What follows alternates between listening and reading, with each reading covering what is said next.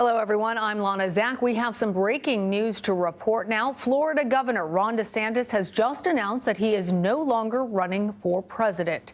In a video posted on X just moments ago, DeSantis endorsed begrudgingly former President Trump, previously his chief rival for the White House. DeSantis' announcement comes after he came in second in the Iowa caucuses, but still substantially behind Trump.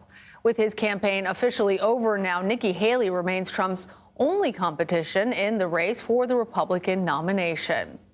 We want to bring in CBS News campaign reporter Aaron Navarro, who has been crisscrossing the Granite State with the DeSantis campaign. He joins us now. Aaron, is this a surprise? How is that news actually being received there in New Hampshire?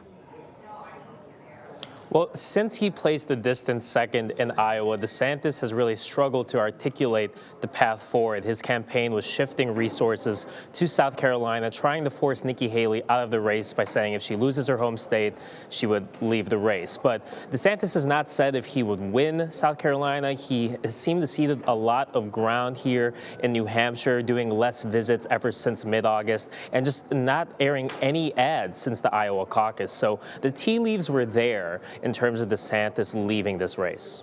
And I'm hoping you can give us some insight into what his exit actually means for Trump and Haley. I watched his endorsement. In it, he discussed many of the ways in which he disagreed with the former president, but then really his endorsement wasn't full-throated. So how much do you think that this is going to have any sort of impact on what happens there? Well, after his big re-election win in 2022, DeSantis really saw himself, and his campaign and his allies saw him as the clear Trump alternative. Now, as the campaign and the cycle has continued, he has struggled to fend off Nikki Haley for that role. And DeSantis has long said that Nikki Haley, and implied that Nikki Haley is not a true conservative, saying in his video that he posted on X that she represents a sort of, quote, warmed over corporatism and a continuation of the Bush administration era of Republican Party. And DeSantis overall has pitched himself as someone that is not too antithetical to Trump and his policies, but someone that would be a more effective vessel for Trump's policies. So at its base level, him and Trump had a lot of overlap in terms of what they wanted to do for the country. Yeah, I'm wondering how it's going to be received there. We just saw Tim Scott's endorsement coming earlier this week for former President Trump. But in the case of Tim Scott, there was a lot of questions about whether he'd be a potential running mate for Trump. In the case, though, of DeSantis, not only is there a bit of bad blood between the two, but he was out there on the campaign trail just as of yesterday, I believe, saying that he would not be willing to consider a vice presidential position. That's right. In the past, he has said that he sees himself as more of an executive politician. And I was with him yesterday in South Carolina during a swing where he was asked by a voter if he would consider being Trump's vice president, and he said no. And he has gone after Nikki Haley for, in his eyes, not giving a clear answer on that question. Of course, in recent days, Haley has said that that is off the table. But you're right, there's a lot of bad blood between these campaigns. And while DeSantis is endorsing Trump, it is an open question on how he will support him for going forward. Is he going to be on the trail? Is he going to be a surrogate? Or is he going to just stay in Florida and focus on his legislative session? We'll see in the coming months. Now that this has turned, Aaron, into a two-person race, I'm looking at the latest polling from CBS News, and it shows in a matchup, a hypothetical matchup between either of the two remaining Republican candidates, Donald Trump or Nikki Haley, against President Biden. According to the latest polls, Donald Trump would be up by 2 points against Joe Biden. I believe, yeah, that is within the margin of error, but Haley is polling at 8 points. An 8-point win over Joe Biden. Do voters out there that you've been speaking with, do they look at this question of a Biden-Trump rematch with anticipation? Are they excited about that possibility?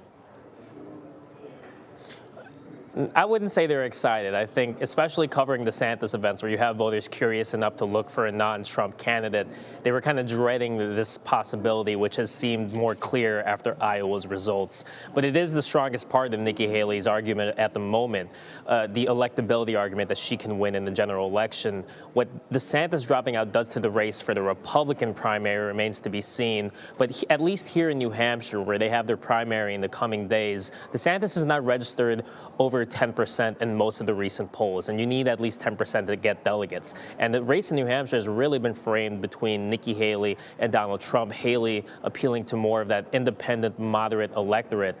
But Trump, of course, still has a strong base here and the coming states after. When you look at South Carolina, Nikki Haley's home state, it's going to be interesting to see when you have that one-on-one matchup how well Haley can do being the former governor of the Palmetto State.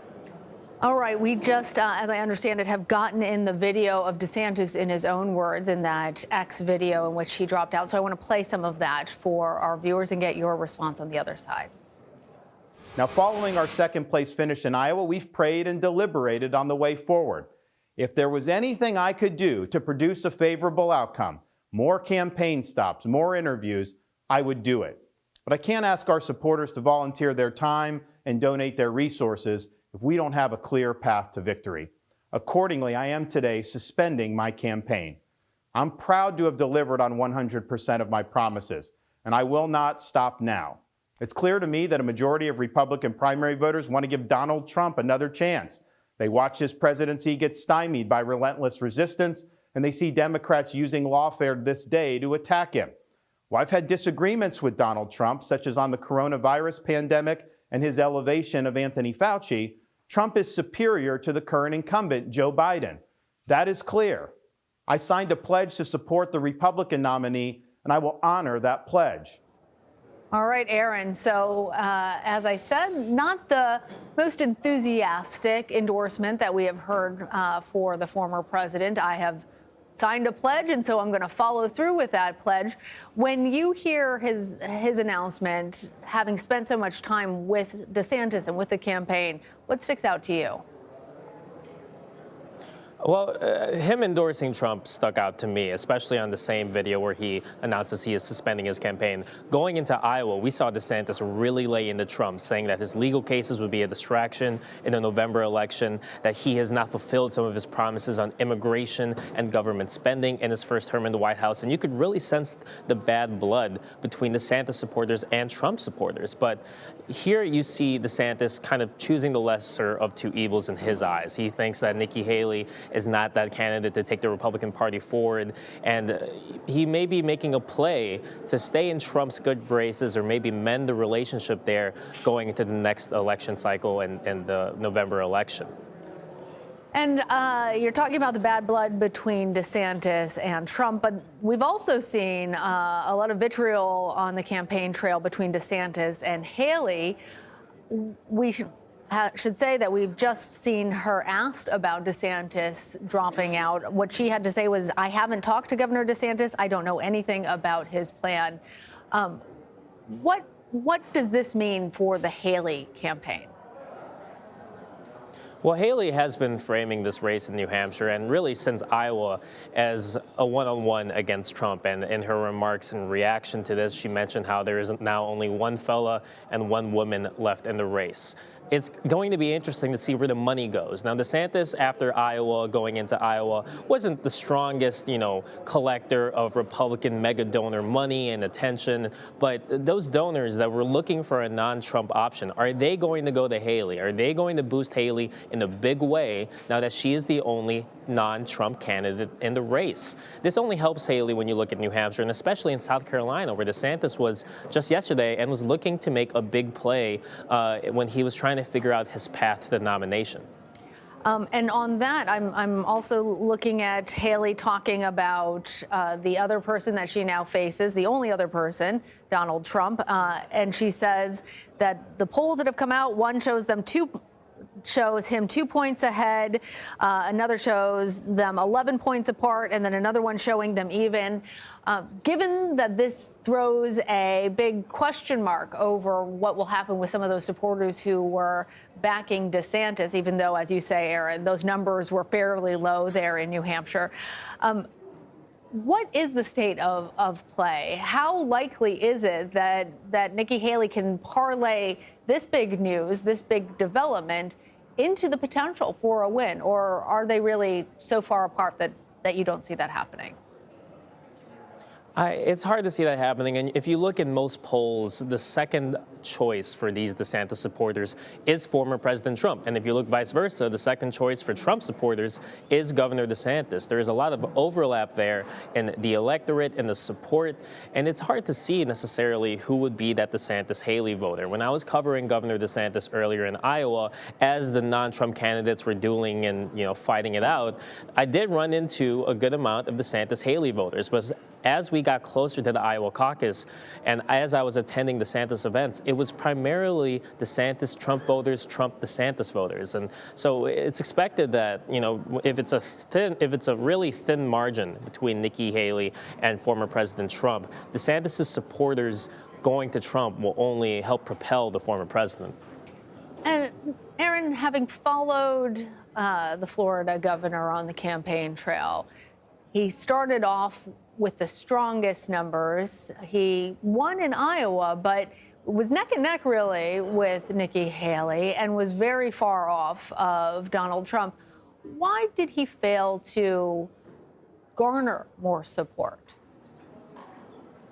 Well, from talking to Republican strategists in the past week, especially after Iowa when he came in a distant second, one of the issues was that he didn't necessarily have a clear message against Trump. Yes, he would make arguments for why not Trump, but his argument for himself was essentially to make the country in the mold of Florida. And he would go through a long list of what he sees as achievements in the legislature there, but it wasn't a clear slogan. It wasn't a message you could put in a bumper sticker to show your support.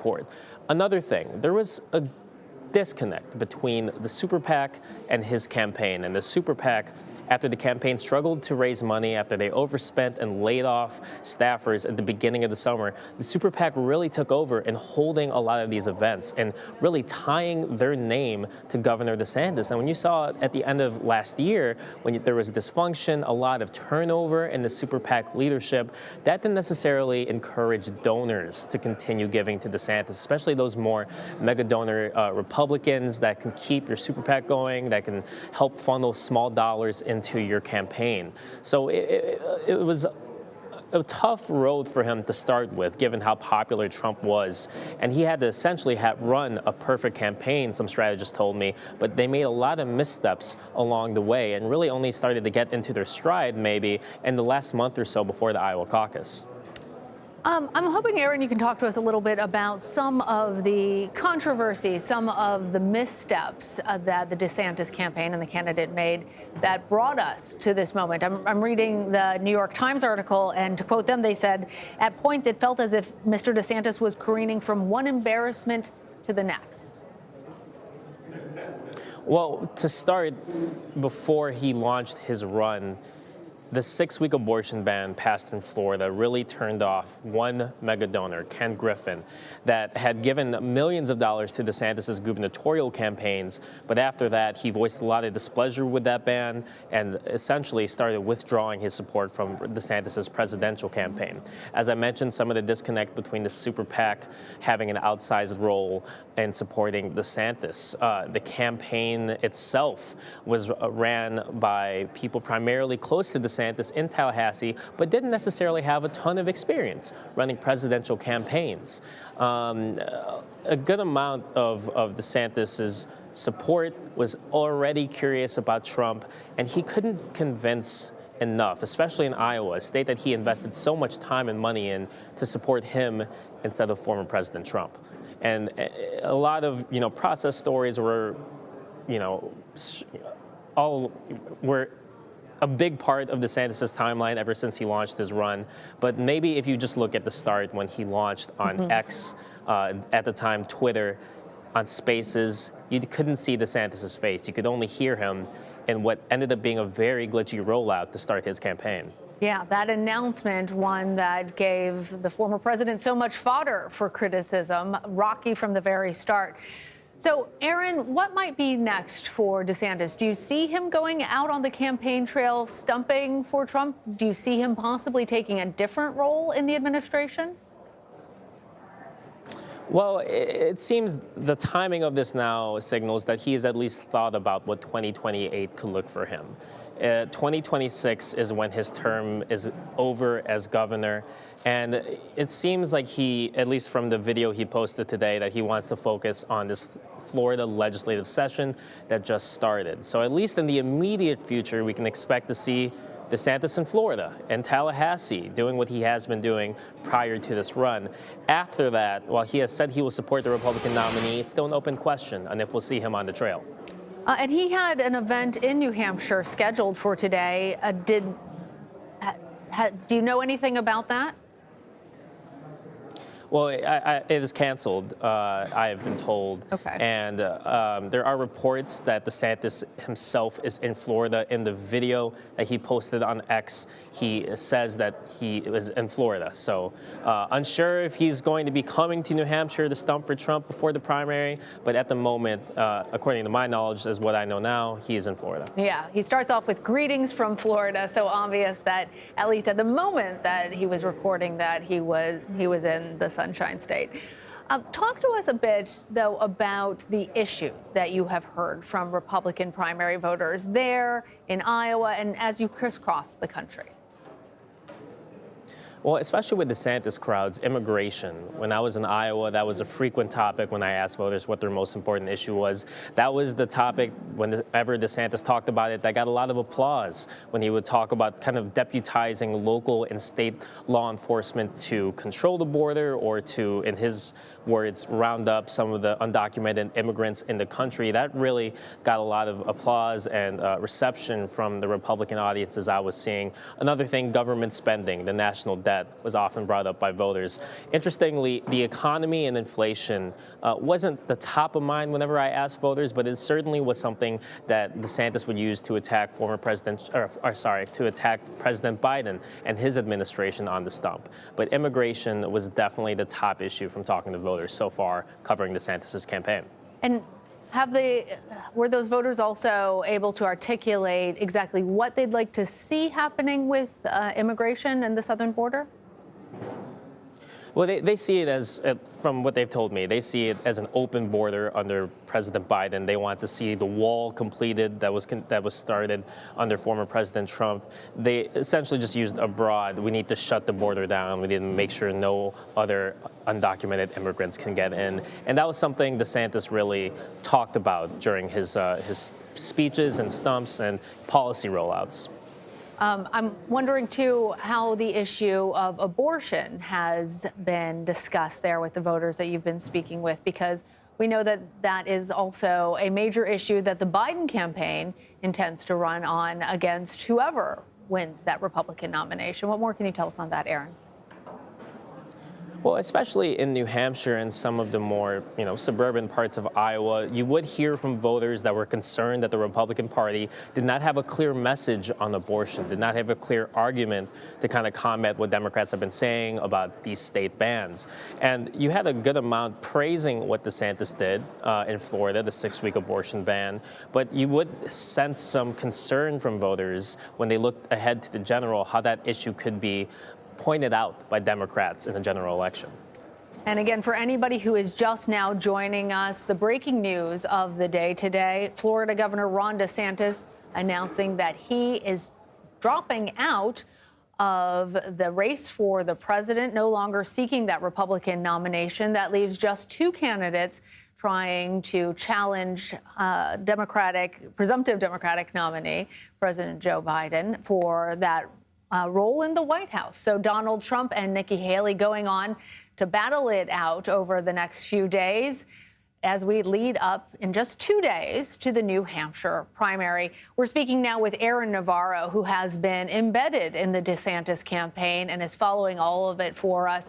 So, Aaron, when you spoke with folks within the campaign, when this news was first coming out, What type of emotions did they have? Oh, disappointment going into this, but it was a real quick turnaround. You know, the news would break and then he posted the video on X. So I didn't get a lot of time to get a clear sense of how they're feeling, but this is definitely an operation ran by people that believe that he was the clear Trump alternative, that really believed that he could take the Republican Party forward. But you could sense after the Iowa caucus, even though he placed second, even though he overperformed some of the polls, showing him at third behind Nikki Haley, that they were disappointed with the result there in Iowa. And from talking to financial backers, it was hard to see for them to articulate what the path is. And when you have these bundlers that have to fundraise money from people and recruit them to support Governor DeSantis' campaign, they were struggling to really come up with a coherent argument for why they should, especially given the path ahead really seems to favor former President Trump. All right, Aaron Navarro, I'm going to let you go ahead and work your sources and report this out for us some more. Thank you very much. I want to bring in at this moment campaign reporter Nidia Cavazos. She has been embedded with the Nikki Haley campaign on the trail. She joins us now. Nikki, big breaking news just 2 days before the New Hampshire primary. How is the Haley campaign responding?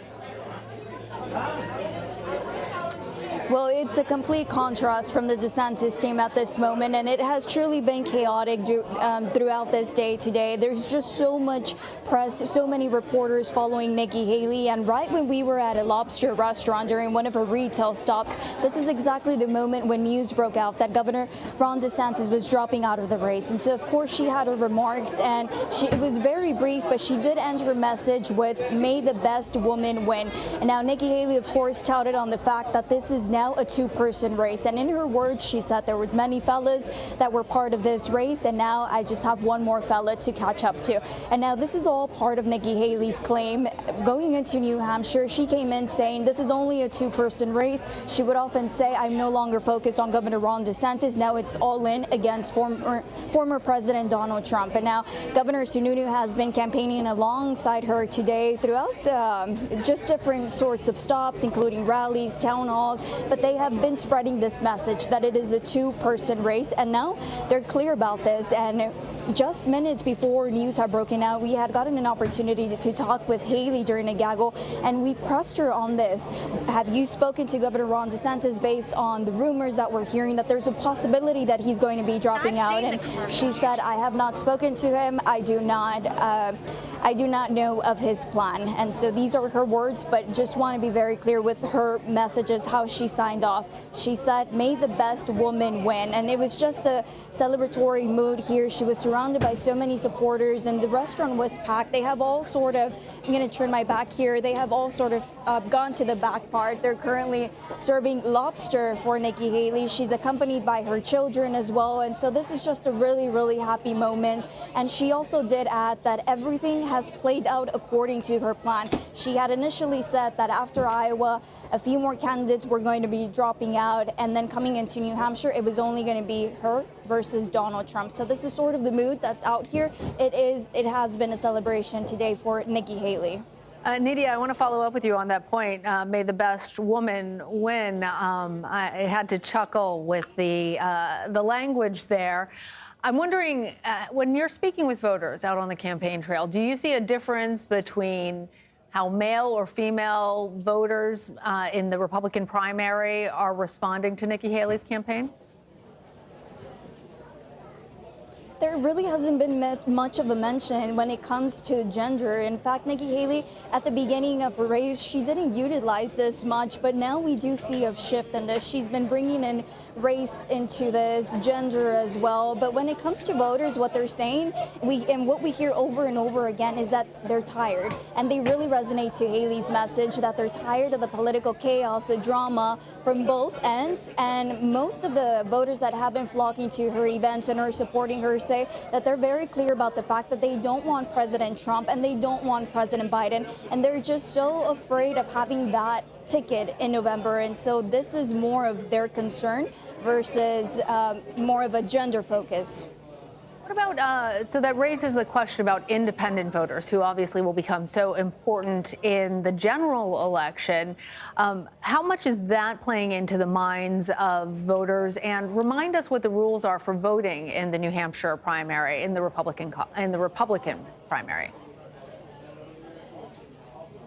Yes, of course. Well, New Hampshire is very different from Iowa, for example, as independents are able to participate in the Republican primary next Tuesday. And so that's what changes a lot for Nikki Haley, given that we know that it's a lot of the independent voters that have consistently shown up to support her. And this is a voting group that she's pulling in. And so it can, in a way, also represent a wild card during the elections in Tuesday, since we know for a fact that independents are flocking to her events, and they're sure, again, that they don't want Trump and they don't want Biden. And so they're in between. Even today, this morning, they were saying that they were still undecided between DeSantis and Nikki Haley. This was also another point that we kept hearing over and over again, that when it came to independents, they were still undecided. So we'll, for a fact, know how this plays out on Tuesday. I want to bring back the point that I was discussing with Aaron, because it's something that we've heard from the former UN ambassador, that in the polls, at least the national polls, including our CBS News poll, she is the best Republican positioned to win the Oval Office. The latest polling that we have from CBS News has a matchup between Nikki Haley and Joe Biden, having her beat him by 8 points, whereas a matchup between Donald Trump and Joe Biden is within the margin of error, Trump with 50% and Joe Biden 48%. I'm also going to play an argument that Haley made to our Margaret Brennan on Face the Nation today about the two gentlemen who potentially that she feels that she is battling against for control of the White House. Let's play that sound. He claimed that Joe Biden was going to get us into World War II. I'm assuming he meant World War III. He said that he ran against President Obama. He never ran against President Obama. He says that I'm the one that kept security from the Capitol on January 6th. I was nowhere near the Capitol on January 6th. But, Margaret, you don't be surprised if you have someone that's 80 in office. So you saw her in that clip, both taking on Donald Trump specifically for things that he has said recently, but also a swipe against the presumptive Democratic nominee, Joe Biden, for president. How much does that age question come up with voters there? This is definitely something that always comes up, especially among the people coming into Haley's events. And again, these are the voters who are saying that we don't want President Trump and we don't want President Biden. But age is a big factor here that they repeatedly mention. And again, this is why Nikki Haley came in to New Hampshire with a strong focus on two things. One, it's that she was going to be the clear alternative to Trump. That's the message she's been telling voters. But the other point that she's been really making an emphasis on here in New Hampshire is that she's the only GOP candidate who has a significant lead over Biden when it comes to the latest polls. This is something she touts, and often she tells her voters, it's not only about Iowa, it's not about New Hampshire, but the focus also has to be in the general election in November. And so to her point now, we're hearing this, even within the past days, we're just hearing this a lot from Nikki Haley saying we're going to be having two 80-year-olds in the running, and she says we don't want to tell our kids that these are our options. And now to back up her arguments when it comes to former President Donald Trump, she's been using the examples of his latest remarks, such as Trump was saying that Nikki Haley didn't have an appropriate response to January 6th on the Capitol, that she didn't bring in security. And so Haley has responded, of course, to these comments saying, I wasn't even in D.C. at that time and I wasn't even in office. But she uses this confusion and several confusions that Trump has had to play into this argument that age is going to be a factor. And she tells voters, if you're okay with the two options that we have, then go ahead. But clearly, she wants to present her point that she is the alternative. Yeah, even if she was in D.C. or in office, UN ambassador usually not responsible for Capitol security. Nidia, though, you said that there was a jubilant reception to the news that Ron DeSantis was dropping out, but he didn't endorse Haley. He endorsed Trump. Where do you see this election going from here? Well, these are great questions, and it's exactly the same questions that we've been pressing Haley throughout the entire day today. We just wanted to get more of a response from her, and we've asked her, you're continuously seeing that Trump continues to be the front runner. He has a significant lead, but Haley remains strong with her argument that it's her versus Trump, and she's going to be able to show everyone that it hasn't only been momentum, but that momentum is actually going to turn out into results on Tuesday. And when we do press her again on saying, you know, what constitutes good results, she doesn't necessarily give an explicit response, but she does say, wanted to come out strong in Iowa, stronger in New Hampshire, to be able to go on to South Carolina. These are the points she makes. We know that there's she hasn't been receiving congressional support either, which is also something that she's been addressing lately, saying, of course, I'm not going to be getting their congressional support because I'm pushing for term limits. I've been pushing for things that they're not necessarily for, and so she doesn't anticipate it. But she says, I am also not looking for their support. Again, says that her emphasis on the issues that matter most to people. So these have been her responses. She's confident that she's going to be having strong results coming out of New Hampshire to go into her home state in South Carolina. And I'm wondering, too, Nidia, if you can tell us a bit more about one of those issues that I also asked Aaron about, which is abortion. The Democrats have expressed confidence that that is an issue that they believe can help them to secure another term in the White House. Remind our viewers who maybe are paying more attention to Haley now with this news what her position is on abortion. Yes, when it comes to abortion, this has been a really tricky issue for Nikki Haley because her answers do vary upon states that she's at, and she has often been criticized for this. But she says she remains stagnant in terms of her response. And so when it comes to abortion, she says that while she would support a federal ban, it's just not possible because there wouldn't be enough support when it comes to the House and the Senate. So she says anybody who is promising to have a federal ban is just not telling voters the truth. This has always been her go-to answer, what she falls back on when people begin to press her. Now, also when it comes to abortion, she always reiterates that she's very much a pro-lifer, and she brings in personal stories saying she had trouble having her own 2 kids, which is why she's pro-lifer and her husband was adopted. But she says that these issues have to be addressed in a way that can unify the country when it comes to from Democrats and when it comes to Republicans. This has been her central message, that it can be approached in a different way with less judgment, less criticism toward these women.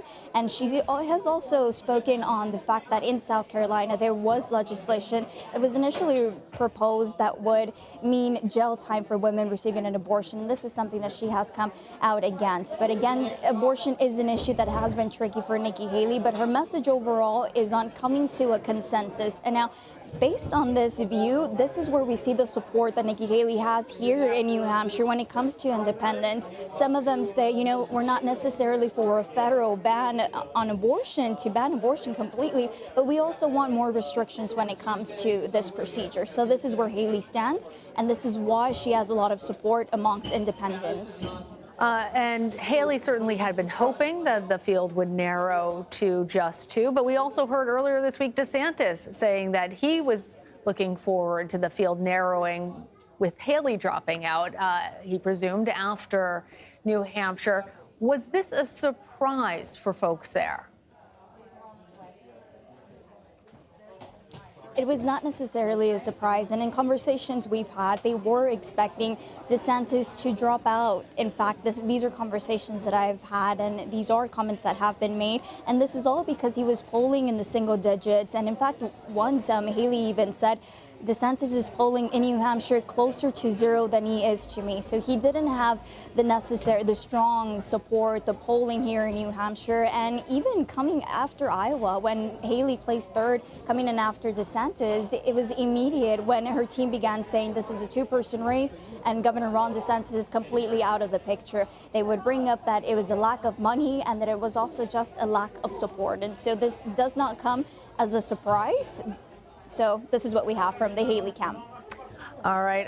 Nidia, there was a moment where it seemed like Haley was on the ascendancy. She was, her numbers were increasing very rapidly in Iowa. She was in a strong position in New Hampshire. But in all of this, she was still second place to Donald Trump. And after that initial sort of jolt to her poll numbers and additional national attention, it seems like her numbers have sort of leveled out. What is the sense that you have from reading all the different polls in New Hampshire beyond just CBS News' polling about how she's doing, and how does the campaign feel that she's doing?